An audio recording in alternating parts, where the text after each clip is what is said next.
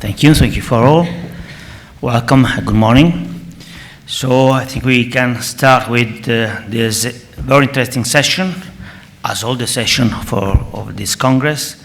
So the detection of recurrent disease, Kopp, the first panel. Please, thanks.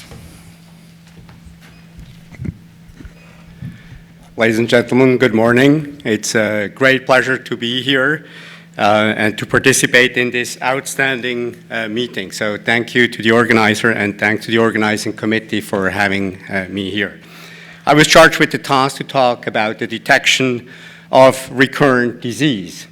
Here are my disclosures. None of them should have an impact on the content of this talk. But I would like to make a plug for thyroid, of course. We just have received the new impact factor, 7.786, and I invite you to send your very best work to thyroid. We want to take it to the next level. So thank you in advance. So we have heard in detail at this meeting that we need a differentiated approach to differentiated thyroid cancer. And depending on the situation, you're done with surgery alone. You may combine this with adjuvant therapy or remnant ablation. And depending on the situation, this is followed by suppressive therapy. And the outcomes can be, of course, very variable. If we have surgeons like you and endocrinologists like you, probably a vast majority of these patients may actually benefit from a cure. But unfortunately, reality is quite different. Many have persistent or residual disease even after initial surgery.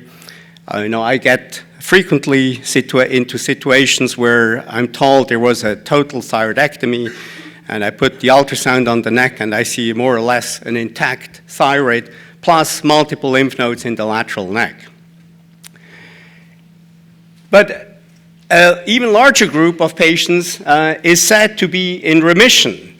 And so what these patients have is in fact residual disease that is undetectable.